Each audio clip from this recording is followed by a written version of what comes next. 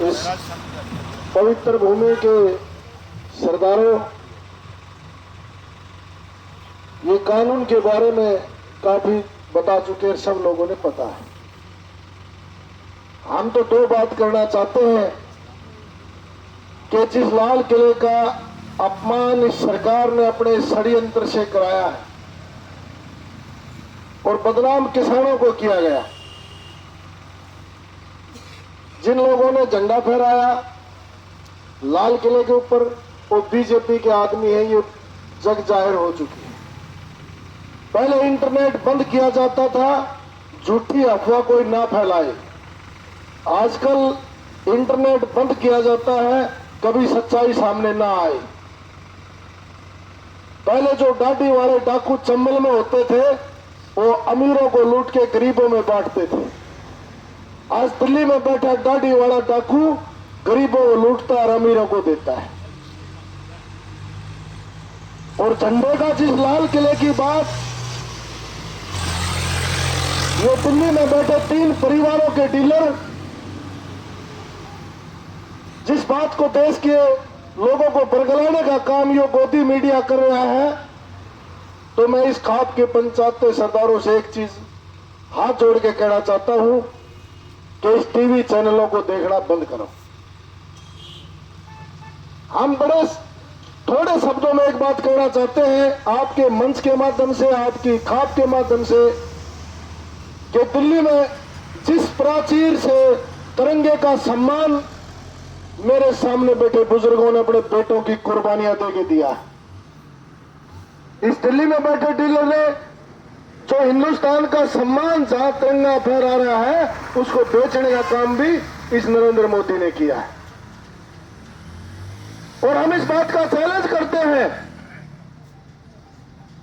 कि गुजरात का कोई आदमी पैसे लेकर विदेश में भाग गया होगा और उसकी डेड बॉडी तिरंगे में लिपट के नहीं आई होगी आज तक। मेरे सामने बैठे बुजुर्गों के घरों में डेड बॉडी आती है, इनके बेटे कुर्बानियां देकर इस तिरंगे की लाश बचाते हैं। जिस आदमी ने अपनी कुर्सी के लिए 44 जवानों की हत्या कराई, उस आदमी ने आज तिरंगे का अपमान करा के और इस देश को शर्मसार करने का काम नरेंद्र मोदी ने किया है। और मेरे बुजुर्गों, नौजवान साथियों, इतने दिन से जो किसानों ने शहादत दी, 170 के करीब किसानों ने शहादत दी है। और जो सरकार की पॉलिसी और जो सरकार की चाल और शासक षड्यंत्र था, वो 24 घंटे के अंदर इस नरेंद्र मोदी को मेरे भाइयों ने अपने फोन के माध्यम से नंगा कर दिया, इसलिए आपका इंटरनेट बंद किया गया। जो अपने बेटों की डेड बॉडियां तिरंगे में लपेट के इसका सम्मान करा है, जिसका बेटा मर के आया है, वो एक बात फिर कहता था के ऊपर कि मेरे पोते ने भी फौज में भेजूंगा। ये हमारे को राष्ट्रवादी देशद्रोही बता रहे हैं, जो देश को बेचने वाले हैं, जो किसान के बेटों की, जवानों की लाश के ऊपर राजनीति करते हैं। ऐसे प्रधानमंत्री का 24 घंटे कुर्सी पर रहने का हक नहीं है। और मैं आपको इस बात के लिए अगवा करना चाहता हूं कि इस बीजेपी का एक षड्यंत्र और भी चल रहा है टीवी के ऊपर, कि यह आंदोलन तो जाट जाटों का है। आपको इस चीज के लिए सावधान रहना पड़ेगा कि कोई आदमी इसको जाट वर्सेस ना बना दे ये सरकार। इसी कड़ी में पिछले 15 दिन से गुर्जर समाज का जो 4 बार सांसद रहा अवतार सिंह भडाना, वो बीजेपी का विधायक था और इनकी राष्ट्रीय कार्यकारिणी का सदस्य था, रिजाइन देकर आपके किसानों के बीच में प्रचार कर रहा है।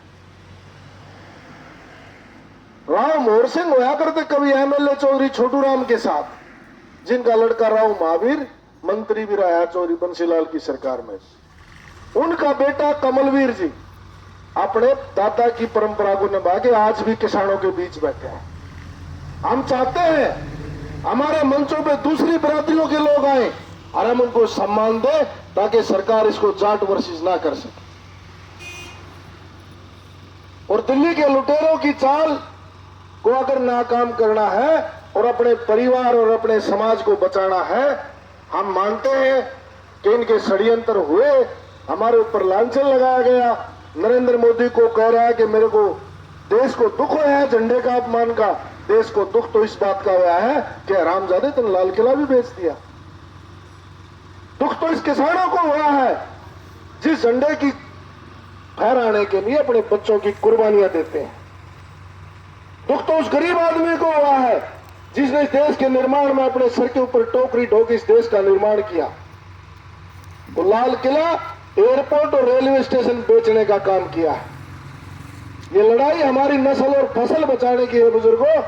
ये हमारी बटने की नहीं है कि जो हमें जाति पातियों में बांटना चाहते हैं। ये 36 बिरादरी का आंदोलन है और हम इसका मुंह तोड़ के जवाब देंगे। और मंच के माध्यम से किसान नेताओं को भी हम एक बात की चेतावनी देते हैं, अगर बिल वापसी के बिना फैसला किया तो किसानों को मान्य नहीं होगा।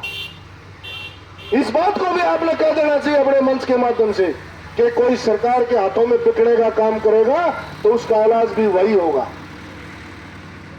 ये सरकार खरीद विरोध की सरकार है। ये सांसद और एमएलए को भी खरीद लेते हैं। इस बात के लिए भी हमने लड़ना पड़ेगा कि हमारा कोई लीडर बिक ना जाए और हमारे को कभी ठगा ना जाए। जिसकी बदौलत आज ये किसान बैठा है, ये 3 बिल वापसी और एमएसपी की गारंटी के बिना किसान अपना धरना खत्म नहीं करेगा। इस बात की भी हम चेतावनी देते हैं। और जो षड्यंत्र इनका है सिर्फ आपको बांटने के लिए है, आपको तोड़ने का है। झंडे का अपमान भी ये कराते हैं और 40 जवानों का 44 मेरे जवान भाइयों का कत्ल भी ये नरेंद्र मोदी कराता है। इसका खुलासा तो अरविंद गोस्वामी की चेक से खुलासा हो चुका है और ये जेल में भी जाएगा, इसकी सजा भी होगी। बुजुर्गों, आप डटे रहना, आप लड़ना। आपने अपनी आजादी, अपनी लड़ाई के लिए अपना खून बहाया है। आप खून बहा जानते हो, आप देश का अपमान सहन नहीं करते। ये कहता है कि किसानों ने अपमान किया है और हम कहते हैं दिल्ली में बैठे गद्दारों ने अपमान किया है।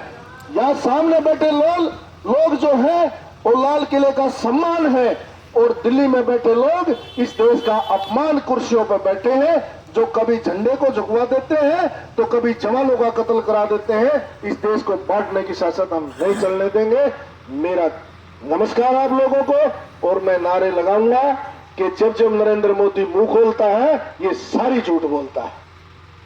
जब जब नरेंद्र मोदी मुंह खोलता है, जब जब मोदी मुंह खोलता है, सारी झूठ बोलता है। जब जब मोदी मुंह खोलता है, किसान एकता, किसान एकता। नमस्कार। मेरे इस पवित्र भूमि पे इकट्ठे हुए खाप के चौधरियों का मैं सर झुका के नमस्कार करता हूँ, प्रणाम करता हूँ। धन्यवाद।